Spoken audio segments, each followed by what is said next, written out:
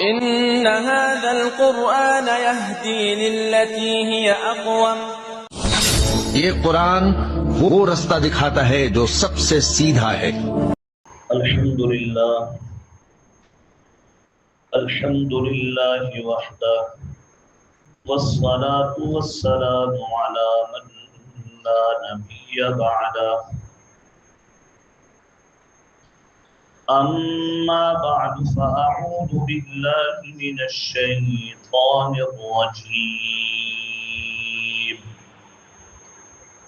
سورة النساء مدنیہ۔ بسم اللہ الرحمن الرحیم۔ یا ایہا الناس اتقوا ربکم الذی خلقکم من نفس واحدہ وخلق منها زوجها وبث منهما رجالا كثيرا ونساء واتقوا الله الذي تساءلون به والأرحام إن الله كان عليكم رقيبا۔ صدق الله العظيم۔ اللهم صل على محمد وعلى آل محمد كما صليت على إبراهيم وعلى آل إبراهيم إنك حميد مجيد۔ اللهم بارك على محمد وعلى آل محمد كما باركت على إبراهيم وعلى آل إبراهيم إنك حميد مجيد۔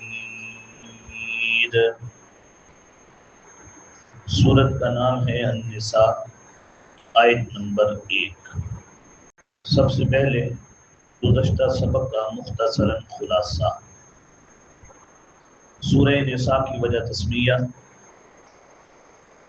نساء امرأتن کی جمع ہے۔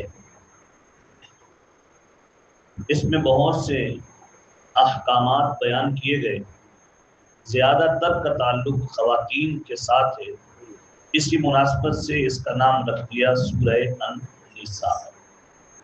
ماقبل کے ساتھ اس کے ربط پڑھے ہم نے۔ انسان جیسے اللہ کی عبادت کا اقرار کرتا ہے، جیسے کہ کیا سورہ فاتحہ میں، سورہ بقرہ میں اور پھر سورہ آل عمران میں، کہ ہم آپ ہی کی عبادت کرتے رہیں گے، آپ ہی سے مدد مانگتے رہیں گے، یہود کی طرح گائے کی، مشرکین کی طرح گائے کی، اور پھر آل عمران کی نصارہ کی طرح ہم کبھی بھی عبادت نہیں کریں گے۔ یہاں کہا جا رہا ہے اے اللہ، جیسے ہم تیرا حق ادا کریں گے، ہم تیرے بندوں کا بھی حق ادا کریں گے۔ اور پھر تیرے بندوں میں بالخصوص جو خواتین صنف نازک ہیں، جن کو آغاز زمانہ میں یہی بڑی لمبی بحث چلتی رہی کہ یہ انسانوں میں بھی شمار ہوتی ہیں یا کہ نہیں ہوتی۔ پھر ایک بڑے طویل عرصے کے بعد قبول کیا گیا کہ یہ بھی انسانوں ہی کی ایک کیا ہے، قسم ہے۔ پھر یہ بات زیر بحث رہی کہ کیا جیسے مرد حق رکھتا ہے، عورت بھی حق رکھتی ہے یا کہ حق نہیں رکھتی۔ اسلام نے آ کر ان تمام جہالتوں کو ختم کیا، اور اسلام نے کہا بھائی جہاں اللہ کا حق لازم ہے، وہاں حقوق العباد میں بالخصوص عورتوں کی حق کی ادائیگی بھی کیا ہے، لازم ہے۔ جیسے تم جانے والے کی وراثت کے حقدار بنتے ہو مرد، ایسے عورتیں بھی مال وراثت میں کیا ہوتی ہیں، حقدار ہوتی ہیں۔ اللہ کی نظروں میں تو ضابطہ یہی ہے، من عمل صالحا من ذکر او انثی، وہ مرد ہو عمل کرنے والا یا وہ عورت ہو، بس دائرہ کار دونوں کا مختلف ہے، وگرنہ عمل کرنے میں دونوں اللہ کے ہاں کیا ہے؟ برابر۔ تو ونؤدی حقوق النساء کاملۃ، اے اللہ ہم عورتوں کے مکمل حق ادا کریں گے۔ ایک ربط آپ نے یہ سنا کہ سورہ بقرہ، سورہ آل عمران، اس میں 4 مضامین تھے، یہاں بھی وہی 4 مضامین ہیں، لیکن یہاں ان 4 مضامین کے ساتھ جو امور انتظامیہ ہیں اس کو بڑے ہی زبردست طریقے سے بیان کیا گیا ہے، اور ساتھ ایک امر مصلح بھی بیان کیا گیا۔ امور انتظامیہ میں حضرت شاہ ولی اللہ رحمہ اللہ تعالی فرماتے ہیں کہ اس میں امور انتظامیہ میں 2 چیزیں ہیں، ایک ہے تدبیر منزل اور دوسرا ہے سیاست مدنیہ۔ تدبیر منزل میں 14 احکام ہیں جن کو احکام رعیت کہا جاتا ہے، رعایا پر یہ ذمہ داریاں ہیں، اور 9 احکام ہیں سیاست مدنیہ کی۔ سیاست کیسے ہوگی، حاکم کیسا ہوگا، حاکم کی ذمہ داریاں کیا ہوں گی، تو 9 احکام وہ ہیں جنہیں کہا گیا سیاست مدنیہ۔ پھر ایک ربط گزشتہ سبق میں یہ پڑھا تھا کہ پچھلی سورت کا اختتام ہے واتقوا اللہ، اللہ سے ڈرو، تقوی اختیار کرو۔ اس سورت کے آغاز میں ہے، بلکہ اس کی پہلی آیت کے اندر 2 مرتبہ یہ لفظ ہے، پہلے کہا اتقوا ربکم اور پھر کہا واتقوا اللہ۔ اس کا اختتام تقوی میں تھا اور اس کا آغاز تقوی سے ہے۔ آغاز سورہ میں وہ 14 احکام رعیت بیان کرنے سے پہلے اور 9 احکام سلطانیہ بیان کرنے سے پہلے، دوسرے لفظوں میں امور انتظامیہ بیان کرنے سے پہلے تخویف اخروی ذکر کی گئی ہے۔ تخویف اخروی کا معنی یہ ہوتا ہے کہ انسان کے دل میں آخرت کے جذبے کو بیدار کیا جا رہا ہے، وہاں کا ڈر پیدا کیا جا رہا ہے، کیونکہ تقوی وہ ایسا وصف ہے جو انسان کے لیے احکامات پر عمل کو آسان بنا دیتا ہے۔ اس لیے نبی اکرم صلی اللہ علیہ وسلم کا ارشاد ہے، حضرت ابو ذر سے روایت ہے، علیک بتقوی اللہ ازین بامرک کلی، تم پر تقوی کو اختیار کرنا لازم ہے، اس لیے کہ یہ تقوی تمہارے ہر عمل کو، ہر حکم کو خوبصورت بنا دیتا ہے۔ یہ تقوی ہی ہوتا ہے جو انسان کو عمل کے جذبے پر اٹھاتا ہے۔ اس لیے تخویف اخروی ذکر کی گئی اور کہا کہ میاں یہ حقوق اللہ اور حقوق العباد، ان کی عدم ادائیگی سے اللہ سے ڈرتے رہنا، یہ جو تقوی ہے اگر تم اختیار کرو گے تو احکام رعیت پر عمل بھی آسان، اور احکام سلطانیہ پر حکماء اور امراء کے لیے عمل بھی کیا ہوگا؟ آسان ہوگا۔ بڑی توجہ کے ساتھ، مومنوں کا تذکرہ تو ہے ہی ہے، 3 گروہوں کا تذکرہ اس سورہ میں آئے گا، یہود کا، نصارہ کا، اور پھر اس کے بعد منافقین کا۔ ایسے کھول کے رکھ دے گی یہ سورہ مبارکہ منافقین کو، اور پھر یہود کی مذمت کرے گی کہ اللہ پروردگار عالم کی ان کے اوپر کیا ہوئی تھی؟ لعنت، اور لعنت کے اسباب کیا تھے وہ بیان کیے جائیں گے۔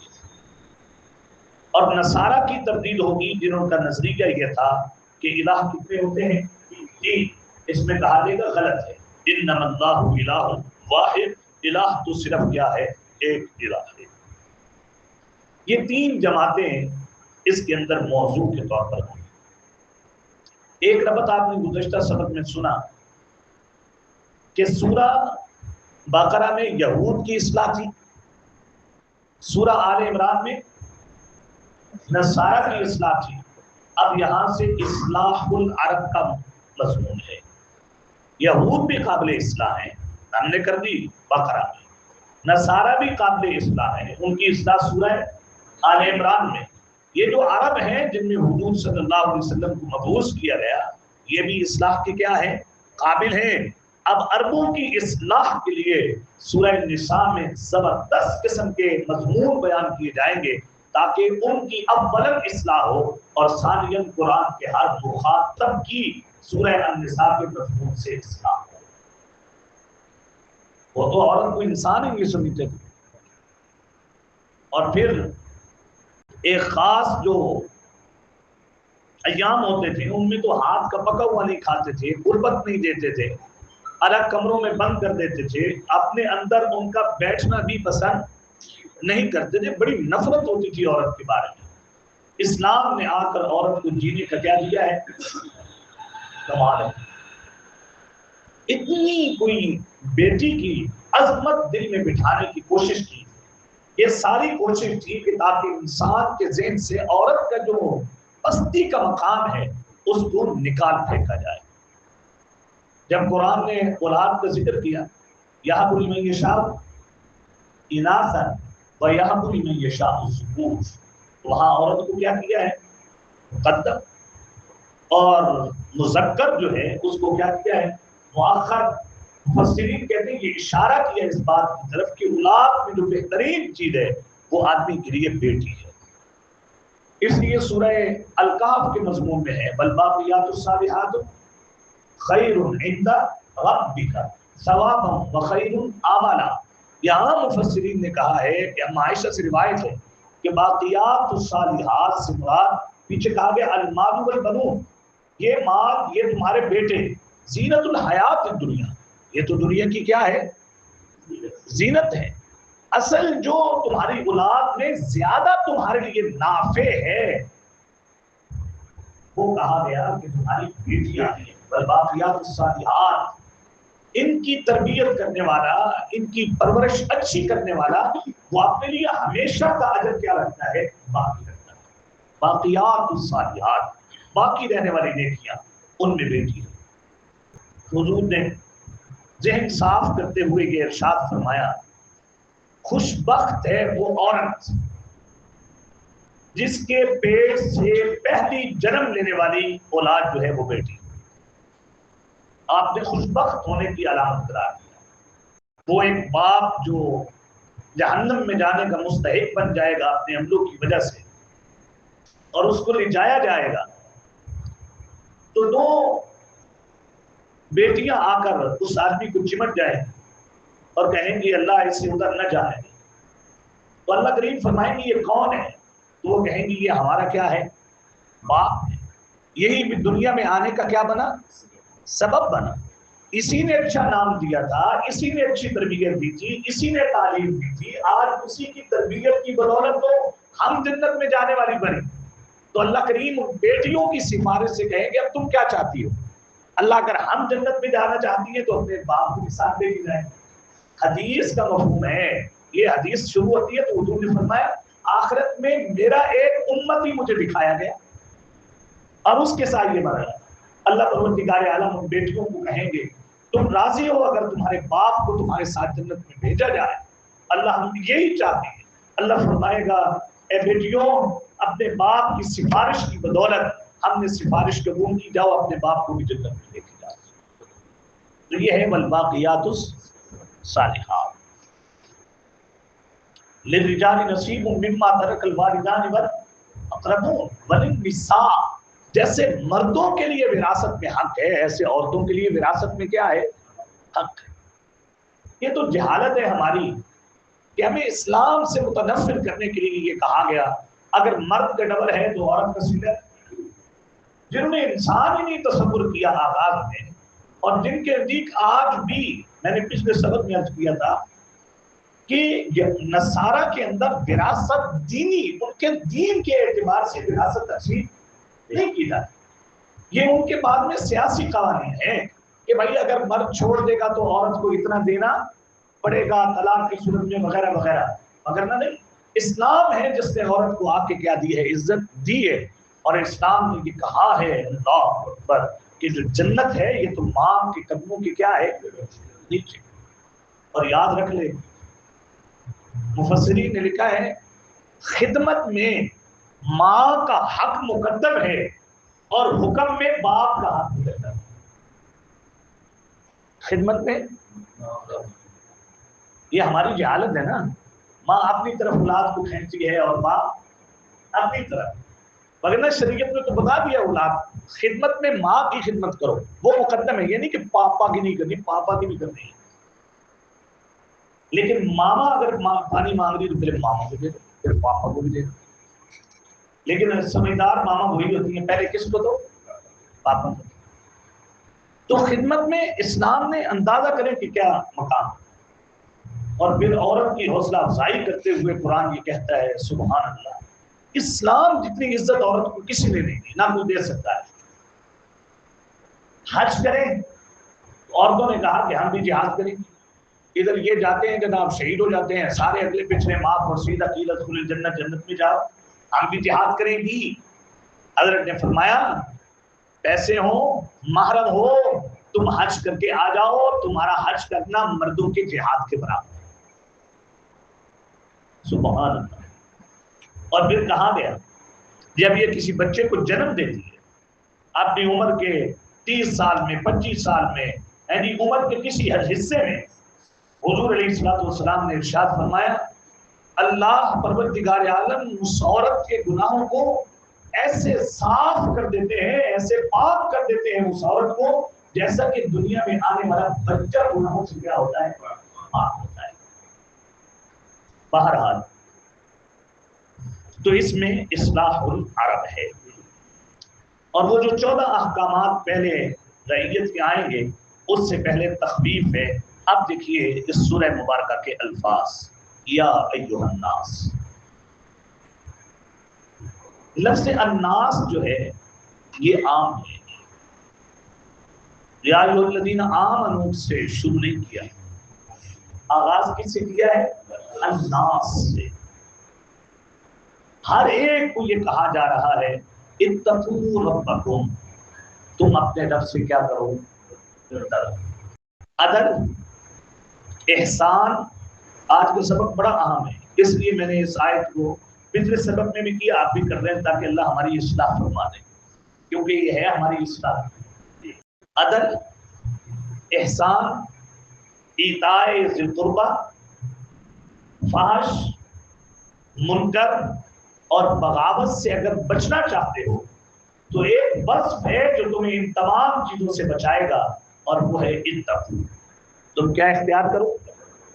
عادل بن جاؤ گے، محسن بن جاؤ گے، دینے والے بن جاؤ گے، فحش اور منکر سے بچ جاؤ گے، اور بغاوت سے کیا ہو جاؤ گے؟ بچ جاؤ گے.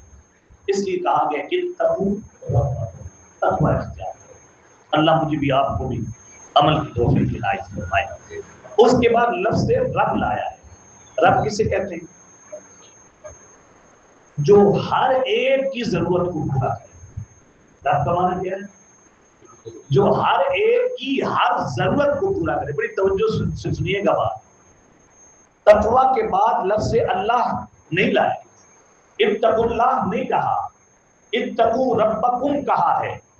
بھئی جہاں تمہاری یہ ضرورت تھی کہ تمہاری آنکھیں ہونی چاہیے، تمہارا دل ہونا چاہیے، تمہارے کان ہونے چاہیے، تمہارا دماغ ہونا چاہیے، تمہارے کھانے پینے کی اشیاء تمہاری ضرورت ہے، میں تمہارا رب ہوں نا، مجھے پتا ہے کیا کیا تمہاری تربیت میں ضروری چیزیں ہیں. جہاں اور بہت سی ضروری چیزیں ہیں، اتقوا ربکم، وہاں تمہارے لیے اپنے رب سے ڈرنا ضرورت ہے. میں مربی ہوں نا تمہارا، میں بتا رہا ہوں کہ یہ چیز بھی کیا ہے.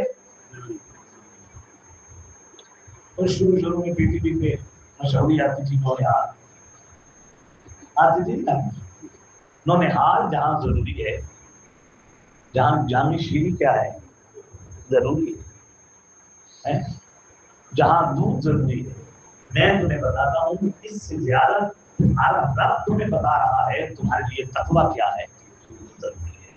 اس لیے اتقوا کے بعد لفظ رب آیا ہے. الذی خلقکم من نفس واحدہ. سنو بھائی، ہم کیوں تمہیں تقویٰ کا کہہ رہے ہیں؟ ہم تمہارے مربی ہیں، آیا ہم تمہارے محسن بھی ہیں. محسن بئی مانا کہ الذی خلقکم من نفس واحدہ، ہم نے تمہیں ایک جان سے کیا کیا ہے، پیدا کیا ہے. اسے کہتے ہیں دلیل انفسی. ہم نے تمہیں وجود بخشا ہے نا، تمہیں وجود بخشنا بھی ہمارا تمہارے اوپر کیا ہے، بہت بڑا احسان ہے. اور پھر دیکھو ہم جتنے تم ہو، ان ضمیر جمع مذکر مخاطبین کی ہے.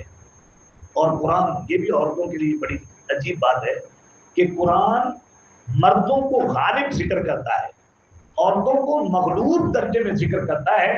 ایک تو ان کے پردے کی طرف اشارہ کرتا ہے اور دوسرا ان کے تابع ہونے کی طرف کیا کرتا ہے، اشارہ کرتا ہے. حالانکہ یہ کم ضمیر ابھی تو پڑھ لیجیے، جہاں جو ساتھی آتے ہیں سو پڑھنے کے لیے، خلقکم کم ضمیر جمع مذکر مخاطبین کی ہے. ہم نے تم کو پیدا کیا، صرف مرد تھوڑے ہی پیدا ہوا، عورتیں بھی پیدا ہوئی. خلقکم من نفس واحدہ، ایک ہی جان سے تمہیں پیدا کیا ہے.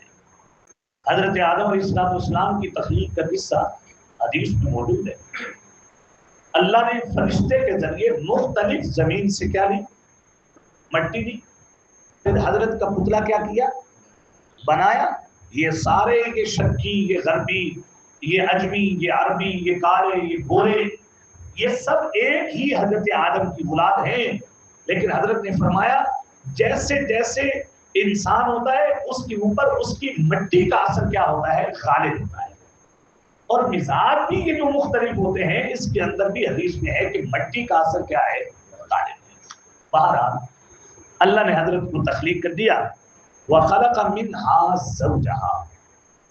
پھر دیکھو میرا احسان تم پر یہ ہے، تمہیں کون تقوی کا کہہ رہا ہے، تمہیں کون احکام رعیت پر عمل کا کہہ رہا ہے. اے حکمرانوں، تمہیں کون احکام سلطانیہ کو بجا لانے کا کہہ رہا ہے.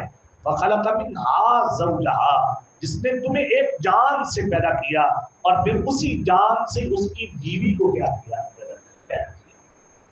حضرت اماں حوا کی تخلیق کا یہاں قرآن کہہ رہا ہے وَخَلَقَ مِنْهَا زَوْجَهَا.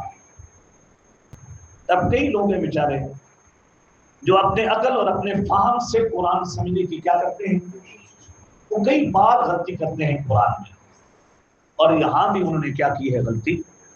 حالانکہ اتنی موٹی سی بات ہے کہ حدیث کے بغیر قرآن سمجھنا ہے ہی کیا، ناممکن. حدیث کی بدولت ہی آدمی قرآن سمجھ پاتا ہے، ادروائز نہیں پا سکتا. حدیث کے اندر ہے کہ اللہ نے حضرت اماں حوا کو حضرت کی پسلی سے کیا کیا. اب وہ کیسے پیدا کیا، پسلی کم ہو گئی نہیں ہوئی، یہ سب باتیں ویسے. قرآن کہہ رہا ہے کہ حدیث کہہ رہی ہے، قرآن یہ کہہ رہا ہے ہم نے انہی سے پیدا کیا، اور حدیث کہہ رہی ہے ان کی پسلی سے کیا کیا، پیدا کیا. بہرحال یہ بھی حدیث میں ہے کہ جب اماں حوا کو ساتھ دیکھا تو حضرت خوش ہو گئے. انسان کی زندگی اس رشتے کے بغیر ادھوری ہے. اللہ نے جہاں سورہ روم میں اپنی قدرتیں بیان کی ہیں، وَمِنْ آيَاتِهِ أَنْ خَلَقَكُم مِّن تُرَابٍ وَمِنْ آيَاتِهِ أَنْ خَلَقَ لَكُم مِّنْ أَنفُسِكُمْ أَزْوَاجًا لِتَسْكُنُوا إِلَيْهَا. ہم نے پیدا کیا تاکہ تم راحت حاصل کرو. وَجَعَلَ بَيْنَكُم مَّوَدَّةً وَرَحْمَةً. ہم نے تمہارے اور ان کے درمیان مودت بھی رکھ دی ہے جوانی میں، ورحمتن اور شفقت رکھ دی ہے کس میں، بڑھاپے میں. یاد ہے تو دادی کے پاس کوئی چیز لے کے جائیں کہ دادی دیتی چلو انہیں میرے نہ شروع جوانی جنہیں بھی وقت کمایا ہے آخر وہ کہتے ہو رہی ہے جو بھی کیتا ہے میرے نہ جوانی پر لسی پہلے دادی کو دیتی دے کے نہیں دیتی. یہ ہے وہ شفقت، یہ ہے وہ محبت جو اس رشتے کو ایک دوسرے کے حق کا خیال رکھنے کے جذبات کیا کرتی ہے، پیدا کرتی ہے. وَجَعَلَ بَيْنَكُم مَّوَدَّةً وَرَحْمَةً. تو یہ اللہ کا احسان ہے. دوسرا، یار جب میں نے تم سے تمہاری ہی بیوی کو، حضرت آدم سے ان کی بیوی کو کیا کیا، پیدا کیا، تمہاری ماں کو پیدا کیا، تو یار تمہیں چاہیے نا اتقوا ربکم، میرا کہنا مان کر ان سے حقوق العباد کی ادائیگی میں اور حقوق اللہ کی ادائیگی میں ڈرتے رہو. یہ ہے اس کا معنی. اب اس کے اوپر بڑی زبردست روایت ہے حضرت علی رضی اللہ تعالیٰ عنہ سے. وہ فرماتے ہیں ہم سب کا کفر ایک ہے، ہم سب کا مانا کیا ہے؟ خاندان ہم سب کا ایک ہے. ہم میں سے ہر ایک آدم کا بیٹا ہے اور ہم میں سے ہر ایک اما حوا کا کیا ہے؟ بیٹا ہے. اب رہی قبائل کی بات تو سورہ الحجرات میں موجود ہے تعارفوا بینکم، یہ اس لیے ہے تاکہ تم ایک دوسرے کو کیا کر سکو؟ پہچان سکو. وَبَثَّ مِنْهُمَا رِجَالًا كَثِيرًا وَنِسَاءً. قدرت دیکھو میری، جو تمہیں تقوی کا کہہ رہا ہے اس کی قدرت جانو تو صحیح ذرا. اس نے ان دونوں سے بہت سے مرد دنیا میں پھیلا دیے، وَنِسَاءً، اور بہت سی عورتیں. پڑھ کر میں حیران ہوا، صرف انسان جو دنیا میں بولیاں بولتا ہے 4000 کے قریب زبانیں ہیں. ایک ہی پاپا کی اولاد، ایک ہی ماما کی اولاد کتنی بولیاں بولتے ہیں؟ کتنی انسانیت آئی، کتنی اس وقت موجود ہے، کتنی آئے گی، یہ سب ایک ہی فرد سے اس کا آغاز ہے، ایک ہی جوڑے سے. حدیث میں کہا گیا 20 بیٹے، سنو نہیں، 20 بیٹے 20 بیٹیاں اللہ نے عطا کی اس جوڑے کو، اور وہاں سے جناب وَبَثَّ مِنْهُمَا رِجَالًا كَثِيرًا وَنِسَاءً، بہت سے مرد بہت سی عورتیں اللہ نے اس زمین میں کیا کر دی؟ تخلیق کر دی. اب آئیے وَاتَّقُوا اللَّهَ الَّذِي تَسَاءَلُونَ بِهِ، دوبارہ تقوی کا کہا جا رہا ہے. اب آپ اندازہ کریں کہ اس صورت میں کچھ خاص بیان ہونے جا رہا ہے اور اس خاص پر عمل کے جذبات پیدا کرنے کے لیے بار بار تقوی کا کہا جا رہا ہے. اور انشاءاللہ سورہ نساء زندگی رہی تو پڑھیں گے تو پتہ چلے گا کتنا خاص سورہ نساء میں بیان ہے. لیکن اس کا آغاز منفرد ہونا یہ بتا رہا ہے کہ اس سورہ میں مضمون بہت خاص مضمون آ رہا ہے. دوسری بات پھر کہا وَاتَّقُوا اللَّهَ الَّذِي، ڈرو اس اللہ سے الَّذِي تَسَاءَلُونَ بِهِ، جس کے نام سے تم ایک دوسرے سے کیا کرتے ہو؟ سوال کرتے ہو. کہتے ہیں جتنی بھی انسانیت آئی ہے اس کے مزاج میں ہے کہ جب یہ ایک دوسرے سے چیز کو مانگتے تھے تو اللہ کا کیا دیتے تھے؟ واسطہ دیتے تھے. اور ایک تساءلون کو مانیں گے، کبھی جھگڑے ہو جائیں آپس میں تو ان جھگڑوں میں صفائی دینے کے لیے جس ذات کے نام کی قسم کھائی جاتی ہے وہ کس ذات کی؟ اللہ. وَاتَّقُوا اللَّهَ الَّذِي تَسَاءَلُونَ بِهِ بمعنی مجرد، اور ایک قول کے مطابق بمعنی مزید. بہرحال والارحام، یہ جو لفظ ہے نا، ایک تو اللہ سے ڈرو، دوسرا والارحام سے پہلے بھی یہی واتقوا اللہ کا لفظ موجود ہے. اتقوا قطع الارحام، جیسے اللہ سے ڈرنا ہے، اللہ کی نافرمانی سے بچنا ہے، ایسے قطع رحمی سے بھی تم نے کیا کرنا ہے؟ بچنا ہے. کیوں؟ تم سارے کے سارے ایک ہی باپ کی کیا ہو، ایک ہی ماں کی کیا ہو، اولاد. تو جب یہ سلسلہ آگے چلا ہے تو یقیناً یہ رشتہ داریاں ہوں. ابھی میں پڑھ کے سناتا ہوں. یہ ارحام حضور نے فرمایا یہ رحمان سے ہے.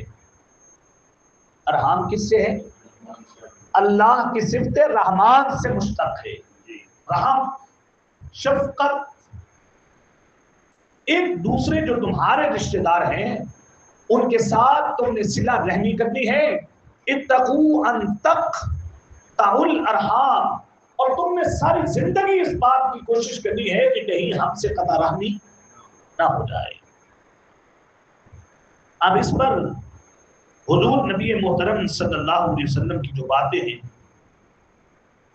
وہ ذرا سن لیجیے.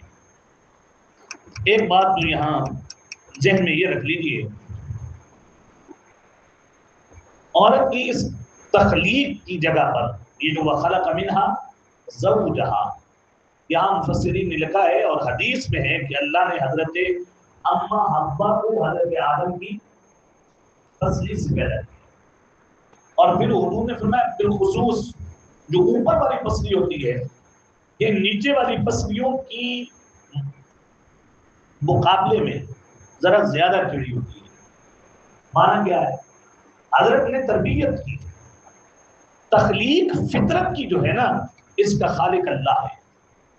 فطرت کا خالق کون ہے؟ اللہ ہے. اللہ نے مرد کا بھی مزاج بنایا ہے، عورت کا مزاج بھی کس نے بنایا ہے؟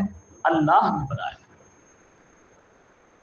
مرد و عورت کے مزاج کو بنانے والا خود کہہ رہے ہیں، حدود فرما رہے ہیں کہ بھائی اگر دنیا میں نبھا کرنا ہے تو اس نبھا کو یوں سمجھو جیسے تم اپنی ٹیڑھی جو پسلیاں ہیں ان کے ساتھ نبھا کرتے ہو، ایسا اللہ نے ان کو فطرتاً جو پیدا کیا ہے، کمزوری ہے، تم نے بھی اس کمزوری کے ساتھ ہی نبھا کرنے کی کیا کرنی ہے، کوشش کرنی.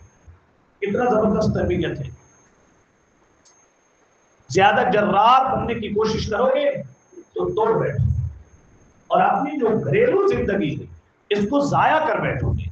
اور انشاءاللہ آپ سنیں گے یہ گھریلو زندگی کے جتنے احکامات ہیں صرف یہ دنیا میں خوشگوار زندگی گزارنے کے لیے نہیں ہے، اس کے پیچھے مقصد اعلاء کلمت اللہ کے لیے مل کر محنت کرنی ہے اور مجاہدین کو جنم دینا، ان کی تربیت کرنی ہے، انہیں امت کا ایک کارآمد کیا بنانا ہے؟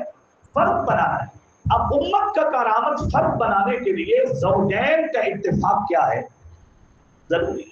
زوجین کے اتفاق کے بغیر یہ کام کبھی بھی ممکن ہو نہیں سکتا.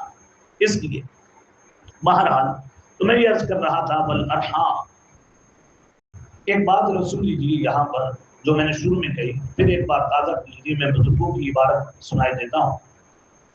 وَخَلَقَ مِنْهَا زَوْجَهَا، اس کی تفسیر حدیث شریف سے معلوم ہو گئی ہے کہ حضرت حوا حضرت آدم کی پسلی سے پیدا کی گئی. بہت سے لوگ جن کا مزاج معتزلہ والا ہے، کس والا ہے؟ معتزلہ والا ہے. وہ جو کہ اپنی عقل کو پہلے دیکھتے ہیں، بعد میں قرآن و حدیث پر نظر ڈالتے ہیں، جو چیز ان کی عقل میں نہ آئے اس کے منکر ہو جاتے ہیں. ایسے ہی لوگوں نے یہاں بھی ٹھوکر کھائی ہے. انہوں نے حضرت حوا کا حضرت آدم سے پیدا ہونے کا انکار کر دیا. انسان سے کیسے اولاد پیدا ہوتی ہے؟ انسان سے انسان کیسے، مرد سے کیسے جنم لیتا ہے؟ بس اپنے عقل کے اوپر جب بھی کوئی انسان شریعت کو پرکھنے کی کوشش کرتا ہے تو وہ بہت سے احکامات کا کیا کر دیتا ہے؟ انکار کر دیتا ہے. بہرحال آیت کو انہوں نے سمجھنا چاہا، آیت کے مفہوم صریح تک ان کے ذہنوں کی رسائی نہیں ہوئی. بہرحال رہی حدیث تو اس مزاج کے لوگ احادیث کو مانتے ہی نہیں. وہ کہتے ہیں اتنے طویل عرصے کے بعد ایک روایت چلی آئی پتہ کتنے واسطے ہو گئے تو بات بدل جاتی ہے، کبھی یہ حدیث ہے اسے کیا کہ حدیث ہے. تو اللہ ہماری بھی ایسے فتنوں سے حفاظت فرمائے. ہمارے ہاں یہ فتنہ اب حدیث کے انکار کا بہت ہی کیا ہے، بہت زیادہ ہے. آج کل پرویزیوں کے نام سے یہ فرقہ جو ہے وہ بنتے ہیں، روزہ نہیں چھوڑتے. ہمارے وقت پر جو غروب ہوتا ہے، اذان کا وقت ہوتا ہے، وہ کہتے ہیں قرآن میں لفظ کیا آیا ہے؟ روزہ رکھو ثم اتموا الصیام، ثم اتموا الصیام الی اللیل، رات تک پورا کرو. تو وہ کہتے ہیں رات کہتے ہی اسے جب اندھیرا چھا جائے، تو جب تک اندھیرا نہیں چھاتا وہ روزہ نہیں چھوڑتے، کیونکہ وہ سمجھتے یہ ہیں کہ بھائی یہ تب ہم نے اس روزے کو افطار کرنا ہے. حدیث میں آتا ہے کہ کون سا لفظ ہے؟ الی اللیل، رات تک. والارحام، تو تمہیں ایک ہی مرد سے ایک ہی عورت سے پیدا کیا، اب تم پر لازم ہے کہ تم اس ارحام، اس رشتہ داری کا کیا رکھو؟ خیال. اب اس پہ حدیث سن لیجیے.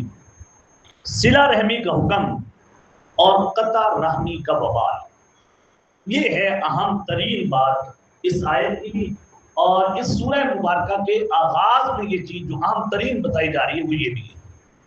عربی میں رحم بچہ دانی کو کہا جاتا ہے، جس کے اندر ماں کے پیٹ میں بچہ رہتا ہے. پھر یہ کلمہ مطلقاً رشتہ داری کے تعلقات کے لیے استعمال ہونے لگا. زمانہ اسلام سے پہلے بھی اہل عرب کے نزدیک رشتہ داری کے تعلقات باقی رکھنا اور انہیں خوبی کے ساتھ نبھانا بہت اہم ترین کیا تھا. وہی عربوں والی بات بھی چلی آئی، کیونکہ ظاہری بات ہے ان کے اندر خامیاں تو تھی لیکن بہت سی ان کے اندر خوبیاں بھی کیا تھی، موجود. تو یہ خوبی ان کے اندر موجود تھی۔ اسلام نے بھی اس کی اہمیت کو باقی رکھا اور صلہ رحمی پر بڑے اجر و ثواب کا وعدہ فرمایا اور قطع رحمی پر وعیدیں بیان فرمائی۔ اہل عرب آپس میں صلہ رحمی کے تعلقات کو یاد دلایا کرتے تھے اور قسم دلا کر کہتے تھے، اے فلاں تجھے رحم کی قسم ہے، تو ہماری رعایت کر اور ہم سے قطع رحمی نہ۔ اس آیت شریفہ میں عرب کی اس عادت کو یاد دلایا ہے اور فرمایا کہ تم قرابت داری کے حقوق ضائع کرنے سے ڈرو۔ یعنی شروع میں بتایا کہ یہاں کون سا لفظ ہے؟ اتقوا، تم کیا اختیار کرو؟ تقوا۔ تو اتقوا ان تقطعوا الارحام، تم ڈرو اس بات سے کہ کہیں رشتہ داری کے اندر قطع رحمی نہ ہو جائے، قطع رحمی سے ڈرو۔ اب سنیے، آپس میں تم قرابت داری کے حقوق ضائع کرنے سے ڈرو، آپس میں ایک دوسرے کو رحم کا واسطہ دے کر جو سوال کرتے ہو اس واسطے کی لاج رکھو اور آپس کے حقوق کو ضائع نہ کرو۔ صلہ رحمی کی شریعت اسلامیہ میں بہت اہمیت ہے۔ اب سنیے روایات۔ حضرت انس رضی اللہ عنہ سے روایت ہے کہ رسول اللہ صلی اللہ علیہ وسلم نے ارشاد فرمایا، جسے پسند ہو اس کا رزق زیادہ کر دیا جائے اور اس کی عمر بڑھا دی جائے تو اسے چاہیے کہ وہ صلہ رحمی۔ اب کون نہیں چاہتا کہ رزق نہ بڑھے؟ اب کون نہیں چاہتا کہ عمر نہ بڑھے؟ ہر آدمی کے دل میں یہ جذبات ہے کہ اللہ کرے میری عمر بھی کیا ہو جائے، دراز ہو جائے اور میرا رزق بھی وسیع ہو جائے۔ حضور صلی اللہ علیہ وسلم جن کے بارے میں کافر کہتے تھے، آج تک ہم نے ان کی زبان سے کبھی جھوٹ کو سنا نہیں۔ وہ ذات یہ کہہ رہی ہے آپس میں صلہ رحمی کرو، رشتوں کا خیال رکھو، قطع رحمی سے بچو۔ صلہ رحمی کرنے سے رزق بھی بڑھا دیا جائے گا اور عمر میں بھی کیا کر دیا جائے گا، اضافہ۔ دعا کریں اللہ ہمیں بھی نصیب فرمائے۔ اب جو بات سنانی ہے توجہ سے سنیے۔ اپنے قرابت داروں سے ملنا جلنا، شریعت کے قوانین کی پابندی کرتے ہوئے آنا جانا، یہ کیا لفظ ہے؟ شریعت کی قرابت داروں کے پاس آنا جانا، میل جول رکھنا، لیکن شریعت کی پابندی کرتے ہوئے رکھنا۔ یہ تو کوئی قرابت داری نہیں کہ جن سے پردہ لازم ہے ان سے پردہ ہی نہ کرے۔ اور کہیں اللہ نے رشتہ داری کا بھی تو کہا ہے نا، نہیں، اللہ نے رشتہ داری کا حکم دیا ہے، یہ بھی رشتہ داروں کے حقوں میں ایک حق ہے جس سے پردہ لازم ہے، میل جول میں اس سے کیا کرو، پردہ اختیار۔ اور انہیں ضابطوں کے مطابق رشتہ داری کا خیال رکھو جو اللہ نے دیا ہے۔ لینا دینا یہ سب صلہ رحمی میں شامل ہے۔ لیکن آگے سنیں گے آپ لوگ کہ ہمارے یہاں لینے دینے سے کیا مراد ہوتا ہے؟ لینے، ہمارے ہاں تو دینا ہوتا ہی لینے کے لیے ہے، یہ صلہ رحمی نہیں، یہ رشتے کو مضبوط کرنا نہیں ہوتا۔ لینا دینا بھی کرو، میل جول بھی رکھو، ملاقات بھی کرو، آنا جانا بھی کرو، لیکن شریعت کے دائرے میں رہ کر کرو۔ پھر عمر بھی کیا کر دی جائے گی اور پھر رزق میں بھی کیا دی جائے گی۔ اچھا میں کر رہا ہوں صلہ رحمی رشتہ داروں کے ساتھ، بہن بھائیوں کے ساتھ، دیگر رشتہ داروں کے ساتھ، لیکن نہ عمر بڑھ رہی ہے نہ رزق میں کیا ہو رہی ہے، برکت ہو رہی ہے۔ اس کا مطلب بالکل حکیم کے اور ڈاکٹر کی اس بات کی طرح ہے کہ آپ نے نسخے کو جیسے استعمال کرنا تھا آپ نے ویسا کیا نہیں۔ آپ کو یہ پرہیز بتائیے، وہ پرہیز تو آپ کر ہی نہیں رہے۔ حضرت عبداللہ بن ابی اوفا سے روایت ہے رضی اللہ تعالیٰ عنہ کہ رسول اللہ صلی اللہ علیہ وسلم نے ارشاد فرمایا، جس قوم میں، سنیے گا ذرا توجہ سے، جس قوم میں کوئی بھی شخص قطع رحمی کرنے والا ہوتا ہے اس پوری قوم پہ رحمت نازل نہیں۔ بات سمجھ رہے ہیں؟ جس پوری، اس کا کیا مطلب ہوا کہ اگر آپ صلہ رحمی کر رہے ہیں اور آپ صلہ رحمی کی دعوت دے کر لوگوں کو قطع رحمی سے نہیں روک رہے تو آپ اس کی نحوست سے نہیں بچیں۔ کیا فرمایا حضرت نے؟ جس قوم میں، تو یہاں تو قتل کر دیتا ہے رشتہ دار، یہاں تو حق ضائع کرنے والا ہی کون ہے؟ اور صلہ رحمی کے انشاءاللہ آگے آ رہا ہے، اس سورہ میں آئے گا، सिला रहमी के सबसे बड़े मुस्तहिक वबिलवालिदैन, वो इंसान की क्या है? एहसान। हजरत क्या फरमा रहे हैं, जिस कौम में एक शख्स भी ऐसा हुआ जो कता रहमी करने वाला, पूरी कौम पे रहमत नाज़िल नहीं हो सकती, चाहे मुल्क चलाने वाली आप ही क्यों ना, सुपर चलाने वाली, कितने लायक लोग ही क्यों ना हो, हजरत ये फरमा रहे हैं नहीं, बिल्कुल जिस कौम में एक शख्स भी कता रहमी।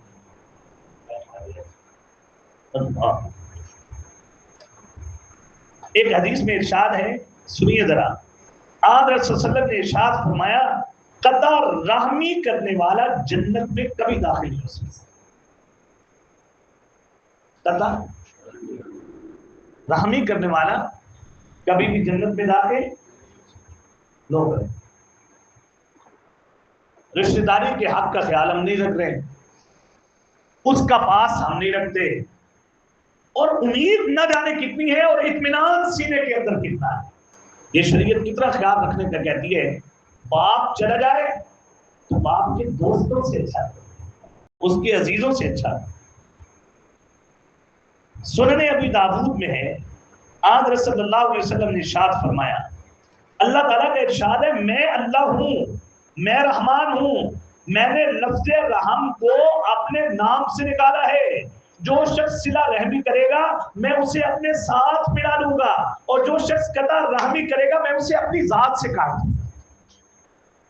क्योंकि लफ्ज़ रहमान किससे निकला है, सॉरी लफ्ज़ रहम किससे निकला है, और यहां तो अपने करियर का नशा है, बड़ी योगी गल है।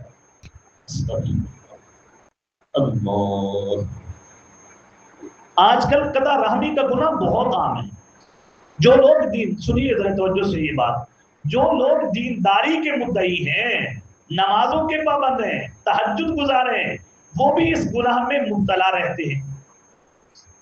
किसी का बहन के घर आना जाना नहीं, कोई भाई से रूठा हुआ है, कोई चचा से नाराज है, ऐसे लोग भी हैं जिनके माँ बाप से ही ताल्लुकात सही नहीं है, नमाजी है क्या, तहज्जुद हर हफ्ते में 2 रोजे रखते हैं, पीर का भी रखते हैं और जुमेरात का भी रखते हैं।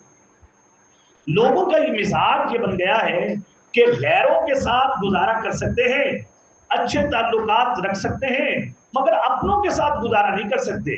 मामूली सी बातों की वजह से कता ताल्लुक कर बैठते हैं। ईमान का तकादा ये है आपस के ताल्लुकात को दुरुस्त रखे जाएं, एक दूसरे से जो कसूर और कोताही हो जाए उससे दरगुजर करते रहे। सिला रहमी की फजीलत और दुनियावी और उखरवी मनफात को हाथ से न दान किया जाए। अल्लाह मुझे भी आपको भी अमल की तौफीक नसीब फरमा दे। सुनिए, जो उक़बा बिन आमिर रज़ियल्लाहु अन्हु ने बयान किया, मैंने रसूलुल्लाह सल्लल्लाहु अलैहि वसल्लम से मुलाकात की, आपका दस्ते मुबारक पकड़ कर अर्ज किया, या रसूलुल्लाह मुझे फजीलत वाले आमाल बता दीजिए। अब सुनिए जरा, आपने फरमाया, या उक़बा तू सिल मन क़दाका व आती मन हरमका व आरिज़ अम्मन ज़लमका। तर्जुमा सुनिए, जो शख्स तुम्हारे साथ कता रहमी का मामला करे तू उससे ताल्लुकात जोड़ कर। आपको क्या कहते हैं, इनका जवाब किससे देंगे, बदतर से देंगे।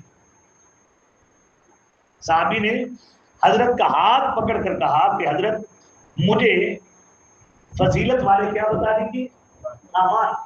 आपने फजीलत वाला अमल जिक्र करते होगा, सिल मन क़ज़ाक, जोड़ के रख उससे जो तुझसे तोड़े, व आति मन हरामक, अता कर उससे जो तुझे महरूम रखे।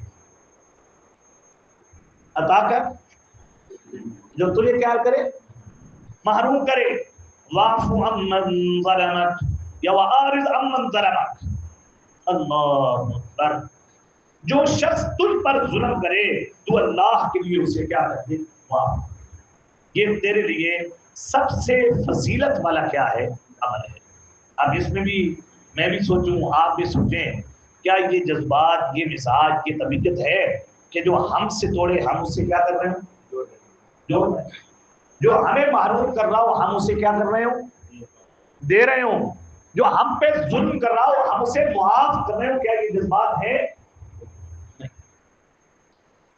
जो शख्स यूं कहता है کہ رشتے دار میرے ساتھ اچھا سلوک کریں گے تو میں بھی کروں گا.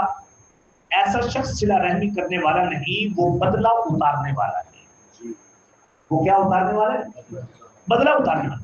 حضرت عبداللہ بن عمر سے روایت ہے رضی اللہ تعالیٰ کہ حضرت صلی اللہ علیہ وسلم نے ارشاد فرمایا تعلق جوڑنے والا وہ نہیں جو بدلہ اتار دے، بلکہ تعلق جوڑنے والا وہ ہے جب اس کے ساتھ قطع رحمی کا برتاؤ کیا جائے تب بھی وہ صلہ رحمی. ہم تو کہتے ہیں جو ہمارے ساتھ اچھے ہم بھی، جو نہیں ہمارے ساتھ چلے گا ہم بھی ان کے ساتھ نہیں چلیں گے. نہیں ہے تو یہ صحیح بخاری کی روایت ہے جو ابھی میں نے پڑھی. حضرت ابو ہریرہ رضی اللہ تعالیٰ عنہ سے روایت ہے، ایک اور بخاری کی روایت. حضور صلی اللہ علیہ وسلم نے ارشاد فرمایا جو شخص اللہ پر اور آخرت کے دن پر ایمان رکھتا ہے وہ مہمان کا اکرام کرے. جو شخص اللہ پر اور آخرت کے دن پر ایمان رکھتا ہے وہ صلہ رحمی کرے. جو شخص اللہ پر آخرت کے دن پر ایمان رکھتا ہے وہ اچھی بات کرے یا پھر کیا ہو جائے. ہمارے ہاں تو رشتہ داروں میں دیتے بھی ان کو ہیں. ہمارے ہاں یہ رواج ہے جو شادیوں میں آ کر دیتے ہیں تو ہم کاپی میں کیا کر لیتے ہیں، لکھ لیتے ہیں انہوں نے کتنے دیے تھے. بات کو سمجھ گئے؟ تو جتنے انہوں نے دیے ہیں ہم بھی اتنا ہی دینے کی کیا کرتے ہیں. اس کا مطلب ہے آپ بدلہ اتار رہے ہیں نا. حضور یہ فرما رہے ہیں تم بدلہ اتار رہے ہو، تم صلہ رحمی نہیں کرتے. اور جنہوں نے ہمیں مدعو کیا تھا ہم بھی انہیں کیا کریں گے، مدعو کریں گے.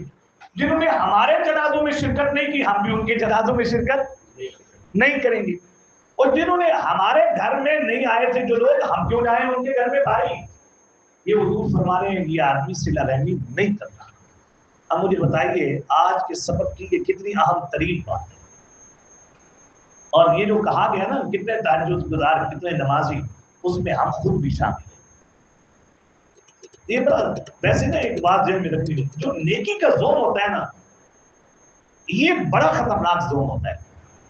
گناہگار بندے کے لیے توبہ کی چانسز ہوتے ہیں، لیکن جو اپنے آپ کو صحیح سمجھ رہا ہوتا ہے نا اس کے لیے راہ پر آنے کے چانس کیا ہوتے ہیں، کم ہوتے ہیں.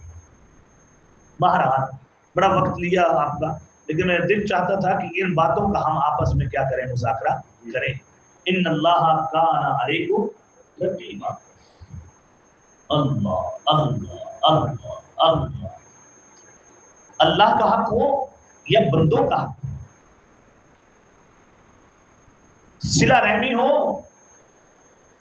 یا اللہ کے دیے ہوئے احکامات پر عمل ہو، یہ وہ بندہ نہیں کر سکتا جسے اپنی جلوتوں اور خلوتوں میں اللہ کے ساتھ ہونے کا احساس بھی ہوتا،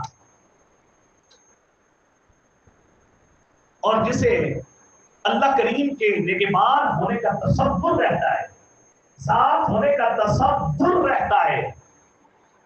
وہ انسان صلہ رحمی بھی کر سکتا ہے، وہ آدمی جوڑ سکتا ہے اس سے جو اس سے کاٹے، وہ دے سکتا ہے اسے جو اسے کچھ بھی نہ دے رہا ہو، وہ معاف کر سکتا ہے اسے جس نے اس پر کیا کیا ہو، ظلم کیا ہو.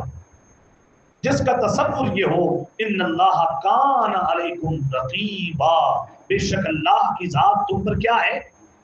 کیا مانا؟ یہ علت ہے تفسیری اعتبار سے. علت کا مانا ہوتا ہے دلیل، وجہ. در صورت مخالفت سزا کے مستحق ہو جاؤ گے. در صورت مخالفت سزا کے کیا بن جاؤ گے، مستحق. کچھ گزرا ہوئی ہماری اپنی ذات کی ٹیوننگ، جو اپنے آپ میں بڑے مطمئن بیٹھے ہیں، ماں باپ سے بگاڑ کر، بہن بھائیوں سے بگاڑ کر، رشتہ داروں سے بگاڑ کر ہیں. اور ہوئی طبیعت صاحب ہماری، پہلے تو بدلے بھی کوئی نہیں اتارتا. پہلے تو کتنا بڑا لفظ ہے، باہر تعلقات اچھے رکھتے ہیں لیکن رشتہ داروں سے تعلقات اچھے. کتنی راحت ملتی ہے روحانی طور پر جب انسان اللہ کے لیے اپنے بہن بھائی اور اپنے عزیزوں کے ساتھ اکرام کرتا ہے. اللہ کے لیے اغراض جب نہیں ہوتی نا، میں ویسے آپ کو ایک بات بتاؤں، آدمی نماز روزے سے نا جب لگا کر اتنی روحانیت واللہ العظیم نہیں پا سکتا جتنے اپنے عزیز و اقارب کے ساتھ اللہ کے لیے نیکی کر کے انسان جمپ لگا کے وہاں تک جا سکتا ہے۔ اللہ مجھے بھی آپ کو بھی عمل کی توفیق نصیب فرمائے۔ میرا مقصد تھا کہ ہم اس کا آپس میں مذاکرہ کر لیں۔ عید بھی آنے والی ہے، ہم بہنوں کو بھی دے رہے ہوتے ہیں، ہم بھائیوں کو بھی دے رہے ہوتے ہیں، ہم بھتیجوں کو بھی دے رہے ہوتے ہیں، ہم رشتے داروں کا اکرام بھی کر رہے ہوتے ہیں۔ بہنوں کو عید دے رہے ہو، بھائیوں کو دے رہے ہو، بھتیجوں کو دے رہے ہو، رشتے داروں کو گوشت دے رہے ہو، کچھ بھی کر رہے ہیں تو نیت یہی کرو، ہم کیا کر رہے ہیں؟ صلہ۔ اللہ ہم اس رحم کی لاج رکھ رہے ہیں جو تیرے نام سے نکلا ہے۔ اللہ ہم اس رحم کے ذریعے جوڑنا چاہتے ہیں، اللہ تو جوڑ دے ہمیں اپنے ساتھ، اور ہم قطع نہیں کرنا چاہتے کہ تو ہمیں اپنی ذات سے کیا کر دے؟ کاٹ دے۔ بات سمجھے؟ ہم بھی عیدوں پہ جس کا بڑا خاندان ہوتا ہے، جتنا اس کا دائرہ وسیع ہوتا ہے، تو ہمارے ہاں کچھ چیزیں ہیں بہنوں کو، پھوپھیوں کو، خالاؤں کو آگے پیچھے اکرام کرنے کا، لیکن اگر اس میں نیت للہ ہو جائے تو پھر مزہ ہی آئے عمل کا، اور اگر رسم کے طور پہ کرنا ہے پھر تو بڑا کام کیا ہے، خراب ہے کہ مال بھی خرچ کر دیا، بات سمجھیں گے نا جی، اور گوشت بھی دے دیا لیکن فائدہ بھی حاصل نہ۔ اللہ مجھے بھی آپ کو بھی عمل کی توفیق دے۔